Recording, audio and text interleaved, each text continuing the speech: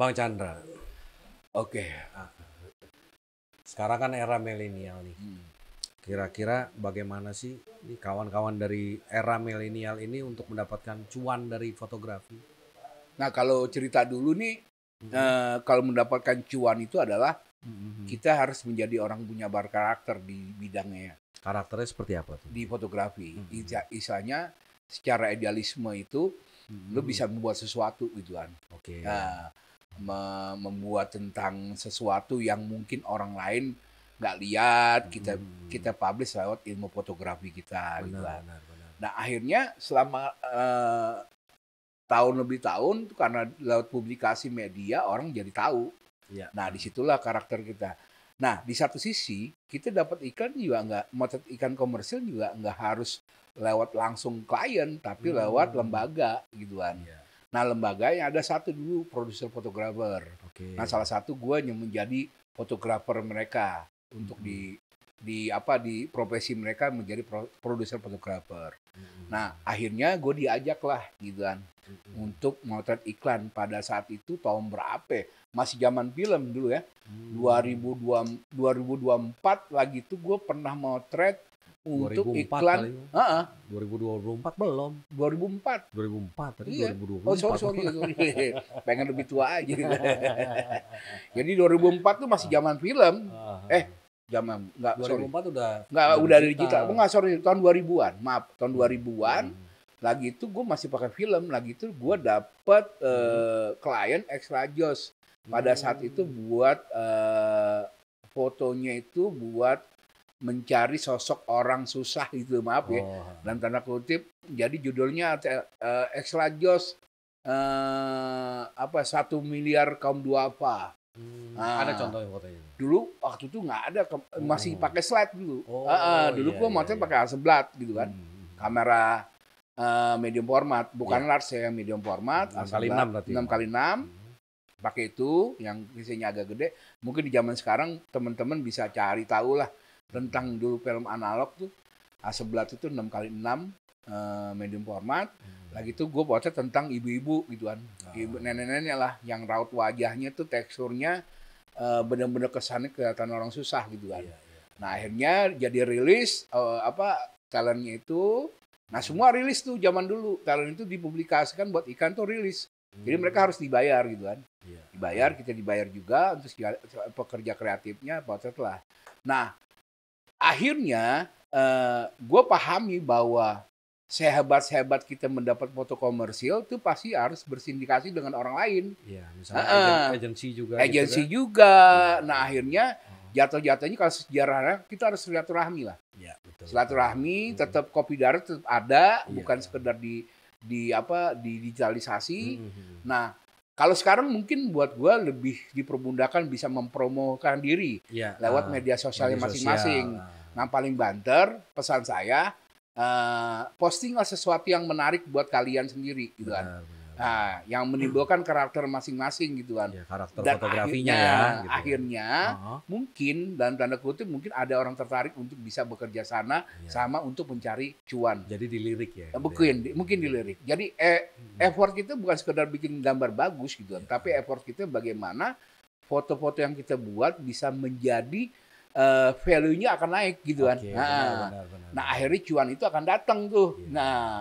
Nah, dulu tuh gue tuh sempet sampai dapat uang itu banyak tuh untuk motret iklan. Sampai 2004 gue naikin haji nyokap gue tuh. Haji plus kan, nah gue sendirian $5.000 dari uang iklan. Bukan uang dari kantor, tapi pada saat itu gue tahu diri gitu. Gue akan nyesuaiin jadwalnya kantor dibandingin nyari cuan. Benar. Nah, gue tanggung jawabnya, gue lebih kuatkan ke kantor dulu. Kalau kosong, gue baru motret iklan. Karena kita punya tanggung jawab. Betul. Mungkin ada contoh-contoh foto iklan. Nah, mungkin ini salah satu ya. Ini kalau nggak salah di Samsu. Di Samsu. Di Riau nih. Jadi ini adalah olahraga tradisional namanya pacu jalur. Nah, ini di Sungai Kuantan gue motretnya. Sungai Kuantan besar banget tuh. Nah, ini adalah ilustrasi untuk sebelum DI ini masih mentahan. Ya, ini mentahan. Masih mentahan, nih kan. Belum ada DI. Nah, ini harus mewakili jadi salah satu iklan di Samsu. Terus satu lagi, kebetulan lagi itu gue dapat 2 trip. Oke. Satu Madura. Oh. Ke Madura tuh karapan sapi. Iya, Karapan ya. sapi. Kebetulan fotonya nanti gua akan tonjolin, tapi Tampilin ya. masih mentahan. Nah, gua pernah motret buat cover Slang gitu kan. Pada saat itu album Floor gitu kan. Nah, ini Floor nih. Yang ini Floor. Ini album Slang, ya kan? Album Floor, lagi tuh Slang itu punya konsep adalah Floor. Floor itu katanya dalam ejaannya tuh artinya peace, unity, love, respect gitu kan. Nah, singkatannya akhirnya mereka memakai full color tuh. Ini tahun 2004 ya. 2004. Makanya masih muda-muda. Masih muda-muda. Ya. Ini zaman digital baru, megapikselnya paling 5 megaan lah gitu kan. Pakai Nikon D1X gitu kan. Tuh. Dan masih agak mendingan dulu, zaman nggak kuning-kuning banget, masih bisa di-adjust. Nah, inilah salah satu komersil gua motret juga tentang komersil Puyer Bintang 7. Oke, Puyer Bintang 7. Nah, ini ada doyok gitu kan. Nah, dulu aslinya tuh color sebenarnya. Color. Nah, alhamdulillah pada saat itu gue tuh ngerasain banyak mendapat cuan dari foto-foto komersil gitu kan. Nah, sebenarnya komersil itu sebenarnya nggak harus iklan juga.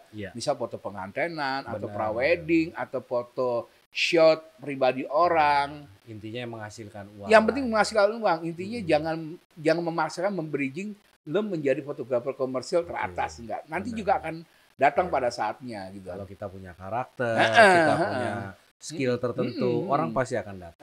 Buat gue keberuntungan itu bisa dikalahin dengan effort sebenarnya. Benar. Effort lo bagus, attitude lo bagus, mungkin tuh keberuntungan akan datang. Amin.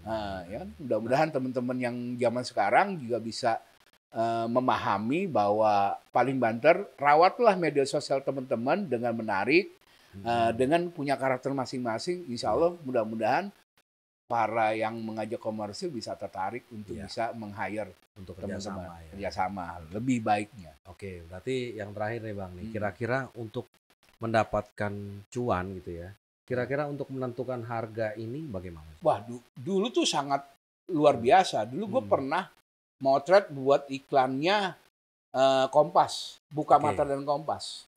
Dulu tuh iklannya berapa item gue bikin, tapi si klien itu jangan pernah ngomong nih lo buat siapa. Karena kita profesional nggak pernah ngomong gitu kan. Bikinnya 3 item. 3 item itu lumayan dulu. Zaman dulu sangat dihargai ya pekerjaan seni ya. Mungkin gue sekali motret bisa sampai 30 juta gitu kan. Luar biasa ya. Luar biasa 30 juta sampai 25 paling terendah. Untuk satu frame. Satu frame. Gitu. Jadi untuk nentuinnya sebenarnya untuk cuan ini seperti apa? Apakah berdasarkan based on skill kita? Apakah besarnya company-nya si klien? Sebenarnya based on skill dulu sih. Skill dulu ya. Skill, karena berapa lama lo effort di bidang lo gitu kan. Nah akhirnya secara langsung lo menjadi tenaga expert gitu kan. Nah akhirnya timbullah harga gitu kan. Nah harga itu paling bandel adalah lo jangan kasih murah gitu kan. Bukan arti kasih murah, bukan kasih murah atau mahal, tapi lo harus ukur dengan jam terbang lo. Dengan kemampuan juga. Kemampuan. Terus jejak visual lo sampai di mana. Itu kan penting kan untuk bergening untuk masalah price, harga gitu kan. Itu salah satu kunci untuk bisa mendapatkan harga untuk ke klien yang mengajak kerjasama untuk pekerja seni. Oke. Jadi jangan takut ya para milenial sekarang ini untuk mendapatkan cuan, terus berkarya, jadikan jati diri, terus jadikan juga punya karakter dalam fotografi sehingga harga itu akan terbentuk. Jangan pernah takut. Kalau takut sama Tuhan, sama bapak emak lo aja takut. Kalau takut sama keadaan, semua tuh pasti nasib udah diukur, tinggal effortnya aja kan. Benar. Kalau effort makin kenceng, lo akan dapat gede. Amin. Sebenarnya kata orang Padang tuh siki-siki jadi bukit, gitu kan. Sedikit-sedikit jadi bukit, gitu kan. Itu filosofi orang Padang tuh keren. Kalau banyak-banyak jadi gunung. Gunung.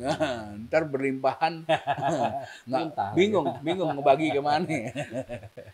Oke, terima kasih banyak Bang Chandra, sukses terus. Amin. Terima kasih, sampai jumpa. Amin.